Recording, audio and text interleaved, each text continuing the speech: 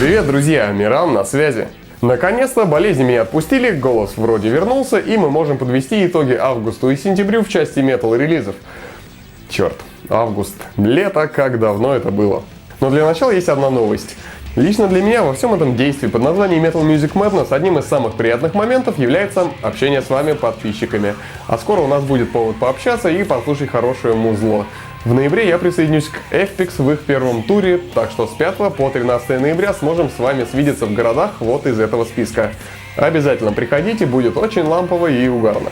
Ну а теперь, наконец, приступаем к обзору музыкальных новинок до двухмесячной давности. И начинаем внезапно с Мышьяк.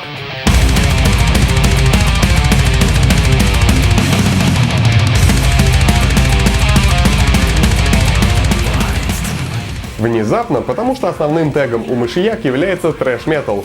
А вы знаете, что вероятность появления трэша в МММ крайне мала. Но на дебютнике группы помимо трэша можно встретить и грув-метал, и прогрессив. Однако это не превратило песни в малопонятную мешанину, альбом звучит на редкость складно и выдержанно. Как раз это мне очень нравится, когда напор и агрессия олдскульного трэша перемежаются с интересными грувовыми рифами, когда ритмические рисунки уходят за узкие рамки представления жанра о них. Получается некая квинтэссенция тяжелой музыки. Когда тебя спрашивают, а что играют Мышьяк? Тебе хочется ответить, они играют настоящий металл. Интересный, открытый и тяжелый.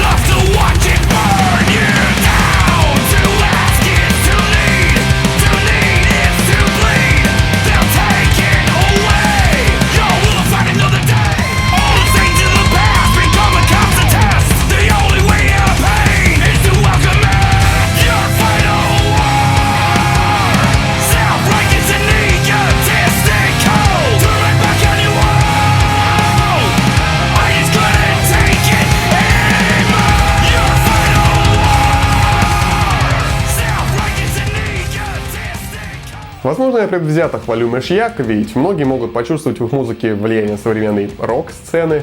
Но дело в том, что я впервые их услышал на эфире Acoustic Shock, где они шли в пачке трэш-металла после песни Hardwired от Metallica. И знаете, я тогда не нашел ни одной причины для непредубежденного любителя трэш-металла отдать свое предпочтение новой метле. Конечно, стоит отметить, что дебют Мышьяк не является дебютом для участников группы. Все они музыканты со стажем, драмер даже играл с Anthrax, Slayer и Testament. Но от этого еще больше удивляешься открытости их творческого мышления. Они не оправдывают свои высеры возвращением к корням. Они скромно запилили офигенный альбом и, думаю, заслуживают большего внимания. Так что настоятельно рекомендую ознакомиться с этим релизом.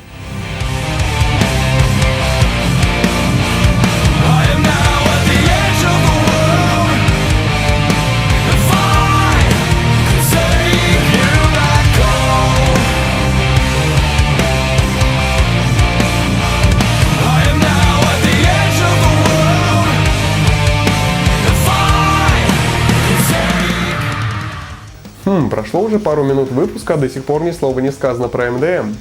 Исправляем. Август 2016-го порадовал любителей вышеупомянутого стиля внезапным камбэком шведов Ablaze My Sorrow.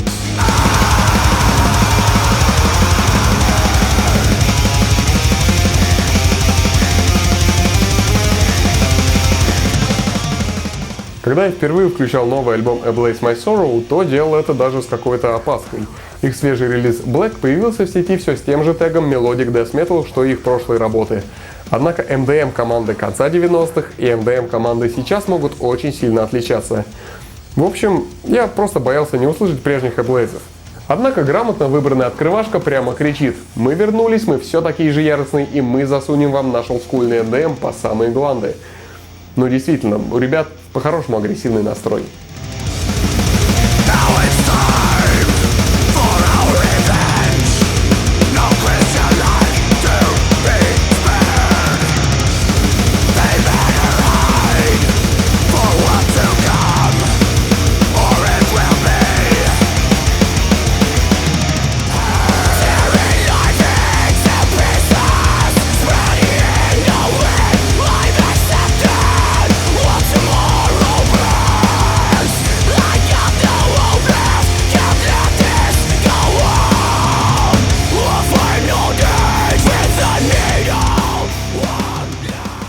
Вот смотрю концерты Blaze My Sorrow, и складывается впечатление, что они просто пилят музло, которое им нравится, пьют пиво и особо не заморачиваются над шоу, имиджем и подобными штуками.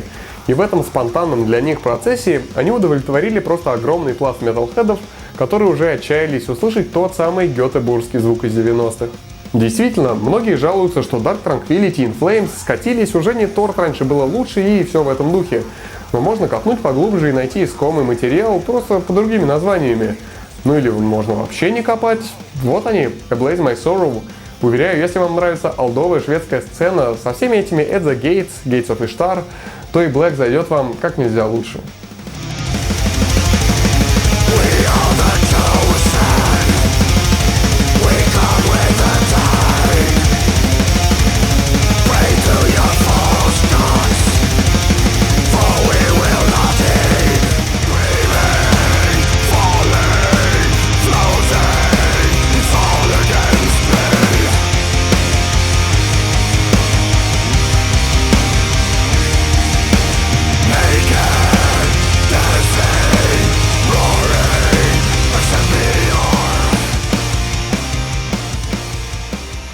Ну а так как за окном у нас сейчас весьма депрессивное время года, осень, думаю, вам просто необходимо годное музло для вечерних лесных прогулок. Так что открываем блок атмосферной музыки с интереснейшего релиза от Mezarteam.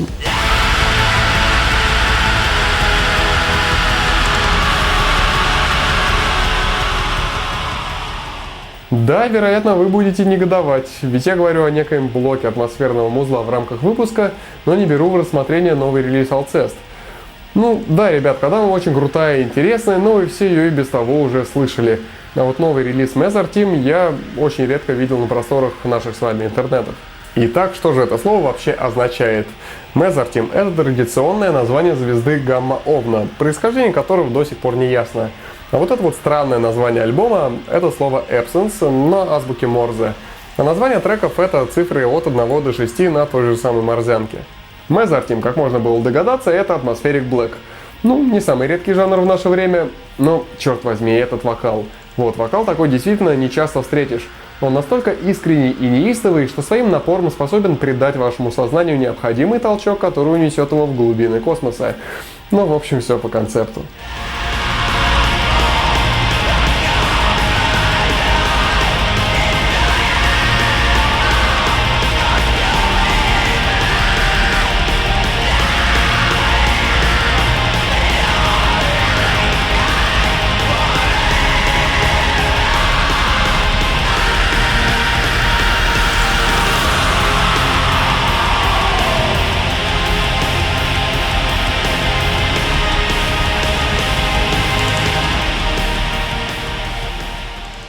В теглайне коллектива на архивах написано Atmospheric Black /Trance.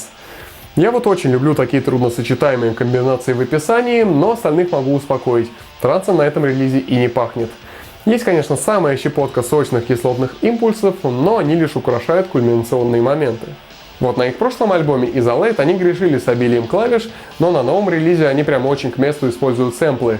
К тому же Atmospheric Black не с Данкельхайта люстроподобными клавишными рядами уже не так часто встречается. Так что, послушники, налетайте на Mezarteam. Очень душевная штука.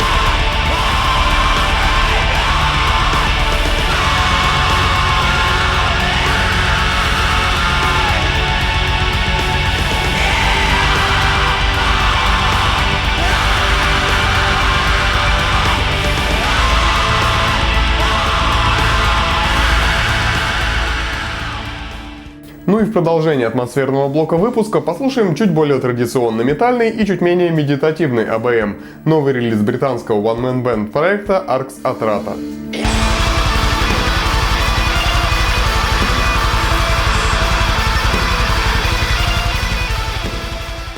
Все мы знаем сильных представителей скандинавской атмосферы блэк-сцены. Им, видимо, холодная и величественная природа родных краев сама подсказывает мотивы. Английский АБМ также доставляет своими натуралистическими идеями, но он все же немного другой. Чуть более изящный и контрастный, что мы видим на примере второго альбома Arx Atrata. Spiritus in Terra, безусловно, атмосферный, но вместе с тем и композиционно очень разноплановый альбом.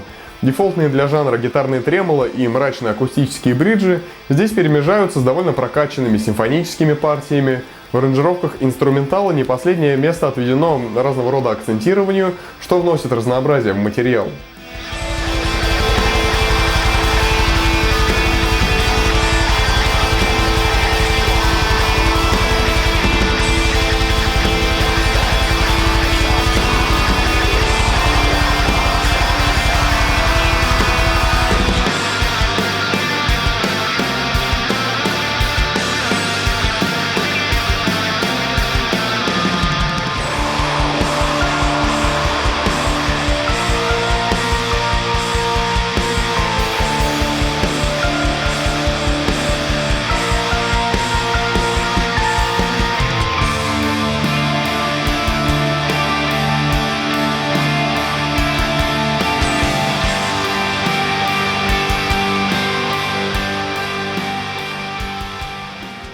Да, в наше время поток нового музла настолько высок, что мы не всегда утруждаем себя прослушиванием альбомов полностью.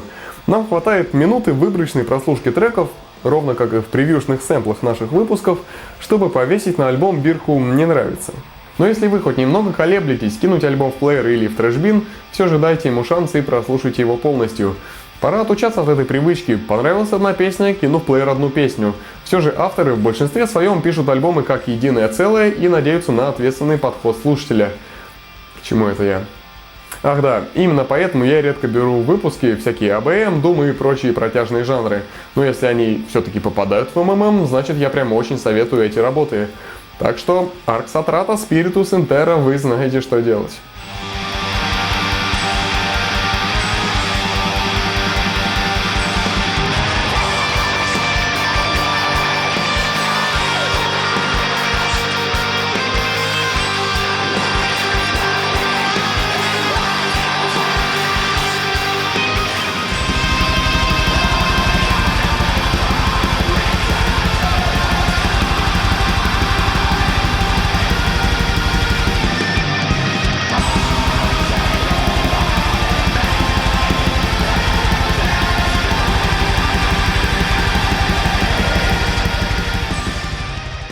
И вот кажется, Shadows of the Dying Sun вышел вот-вот недавно, а прошло уже 2 года.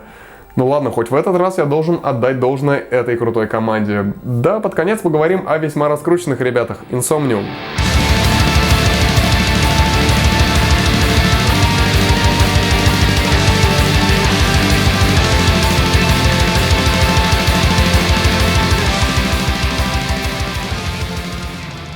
В конце сентября из-под молота Insomnium вышел совершенно особенный релиз Winter's Gate.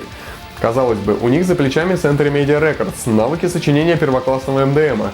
И все, что им нужно, это наваять десяток треков в их стиле. Но очень круто, что они решили дать слушателю больше, чем от них ждали.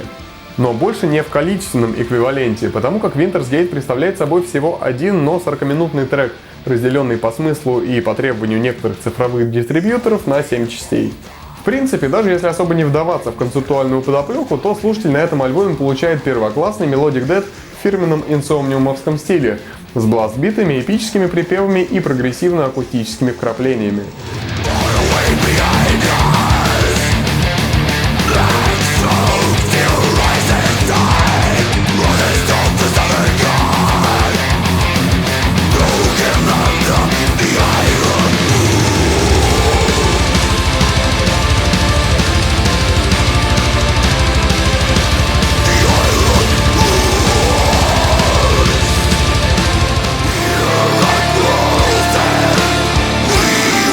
Try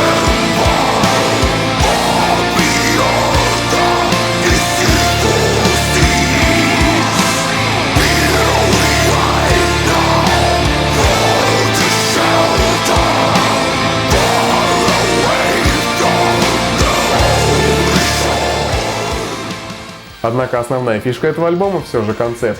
Лирика написана по мотивам одноименной повести о викингах за авторством Нила Севянина. Альбом вышел мощным изданием, включающим в себя непосредственно музыкальный CD, артбук с той самой историей и аудиокнигу на английском языке, которую начитывает сам Нила. Коллекционеры и текут. Вот видите, и мейджор-лейблы иногда очень в кассу ослабляют свою хватку и позволяют музыкантам творить. Ну и Insomnium, конечно, всячески молодцы, что вот уже второй десяток лет показывают, как надо играть хороший, годный MDM.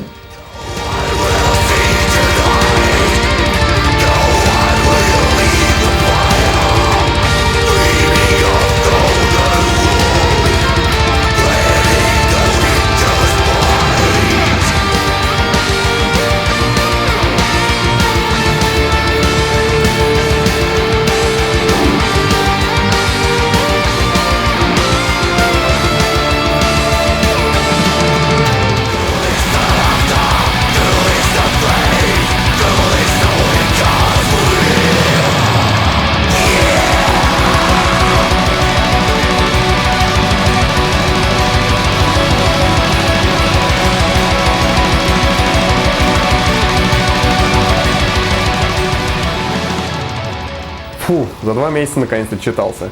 С октябрьским Months постараюсь так не затягивать. Но если вы считаете, что я незаслуженно забыл какой-то релиз, то делитесь им через предложку нашего паблика ВКонтакте. И, пожалуйста, не забывайте про оформление, окей? И еще одна новость. Недавно у нас в Digimortal вышел новый клип, где мы наконец-то изрядно зарубили места. Так что призываю вас посмотреть и оценить его вот тут. Можете смело нажимать, откроется в новом окне. Ну и подпишитесь на канал Диджи, я и там иногда снимаю всякие видяшки из жизни группы и показываю разные прелести туровой жизни. Ну и самая последняя просьба на сегодня, хотя вы и так все знаете. Поставьте лайк под этим видео, если вам было интересно, и поделитесь выпуском на своих страничках в социалочках. Буду вам за это безмерно признателен. С вами был Миран. До связи.